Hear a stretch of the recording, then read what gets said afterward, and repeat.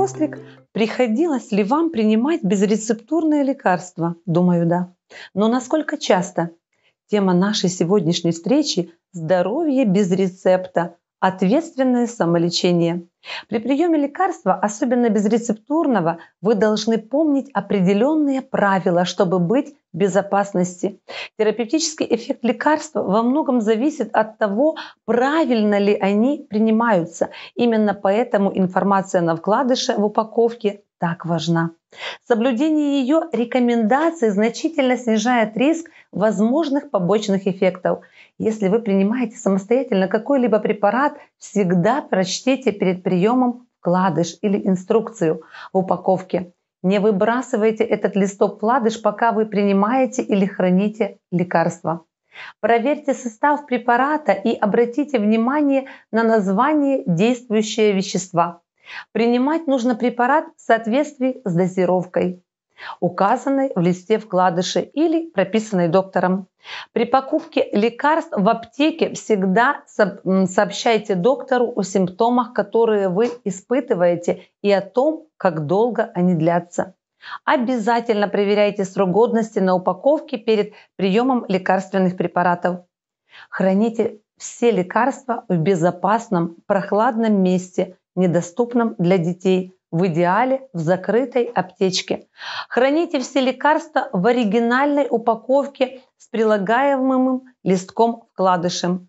Не делите полоску таблетки на более мелкие части, так как срок годности напечатан только в одном месте.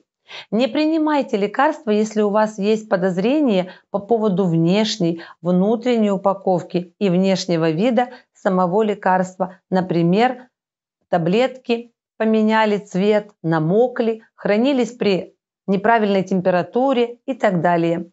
Всегда сообщайте о любых побочных эффектах, как перечисленных, так и неупомянутых в данном листке вкладышу, врачу или непосредственно владельцу регистрационного удостоверения. Всегда читайте вкладыш в упаковке. Не выбрасывайте этот листок вкладыш, пока вы принимаете или храните лекарства. Еще раз повторюсь. Листок представляет собой упрощенный набор информации, характеристик продукта с учетом вашей безопасности.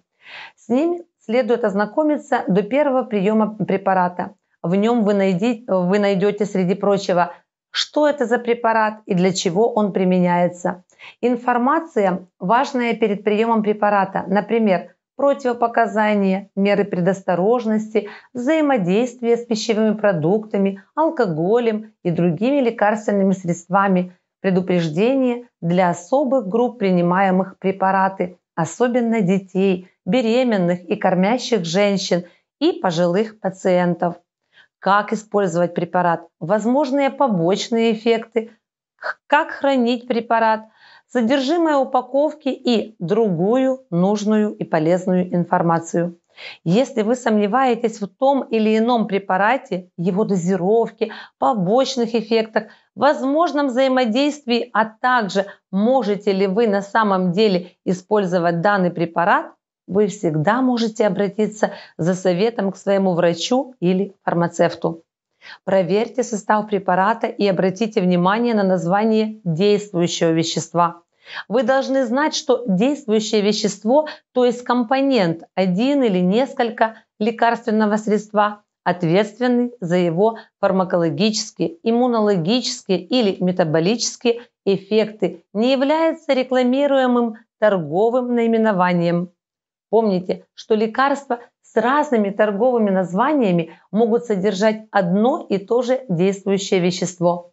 Большинство активных веществ имеют собственный предел безопасности, который нельзя превышать. Следовательно, использование лекарств с разными названиями, содержащих один и тот же активное вещество, ингредиент, может привести к передозировке. Помните, с точки зрения безопасности применения, состав препарата важнее названия. Принимать препарат в соответствии с дозировкой, указанной в листе вкладыша, это раздел 3 данного листа вкладыша. Доза препарата является одним из многих факторов, влияющих на успех лечебного процесса. Поэтому проверяйте размер дозы, указанной на упаковке, вкладыше, и не превышайте рекомендуемую максимальную суточную дозу. Не забывайте, что в случае самостоятельно назначаемых лекарств делить таблетку можно только в том случае, если она градуированная. В противном случае точно неизвестно, какова доза лекарственного вещества в разных половинках, и лечение может оказаться неэффективным. Также помните об общем правиле запивать лекарство водой, желательно простой кипяченой, в объеме 1 стакана. Сильно минерализированное может изменить действие препарата благодаря своему содержанию. То есть никогда не запивайте лекарства газированными напитками, молоком, травами или соками, особенно грейпфрутовым соком. Такая комбинация может вызвать неблагоприятные побочные эффекты. Если возможно, также не забывайте в одно и то же время принимать лекарства. Если вы пропустили прием препарата в течение 1-2 часов, примите забытые лекарства и примите следующую дозу в обычное назначенное время. В случае длительного промежутка времени принимайте следующую дозу лекарства только в назначенное время. Если ваш врач сказал вам принимать препарат 3 раза в день, вы не должны принимать все дозы сразу. Придерживайтесь графика дозирования. Несоблюдение этих правил может привести к аккумуляции препарата, то есть накоплению биологически активного вещества и увеличению риска побочных эффектов. Если вы часто пропускаете прием лекарств, поговорите об этом со своим доктором. Возможно, удастся упростить режим приема лекарств.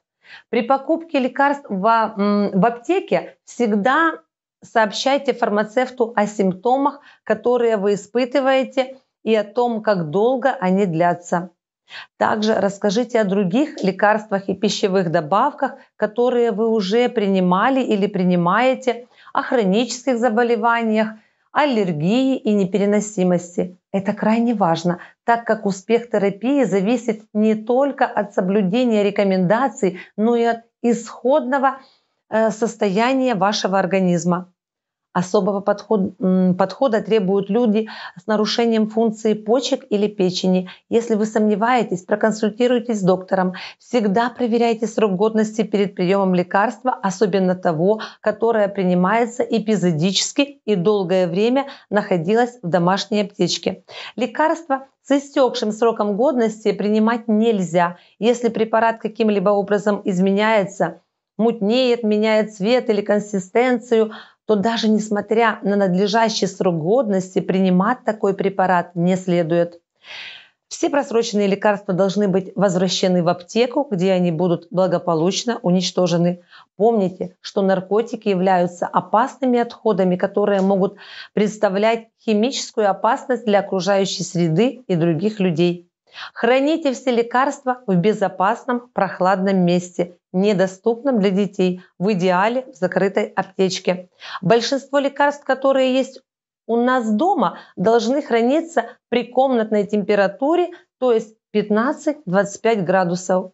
Относительная влажность в таком месте не должна превышать 70%. По этой причине лекарства нельзя хранить на кухне или в ванной. Кроме того, не забывайте защищать свои лекарства от воздействия солнечных лучей. Тепло и влага могут привести к тому, что препараты потеряют свои свойства, что приведет к отсутствию терапевтического эффекта от препарата.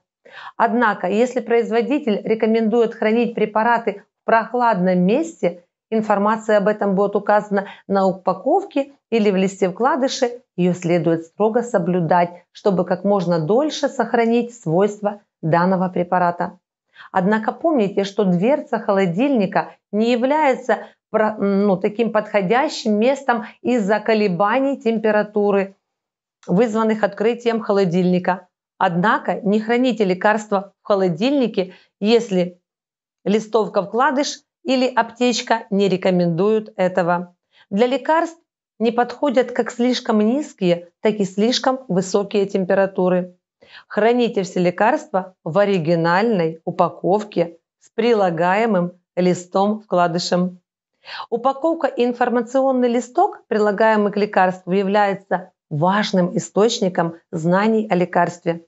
Они содержат, среди прочего, срок годности, торговое наименование препарата, название действующего вещества и его дозы, сведения о дозировке, хранении или побочных эффектах. Ознакомьтесь с этим материалом и лучше просто сохраните его. В случае сомнений вы всегда сможете посмотреть.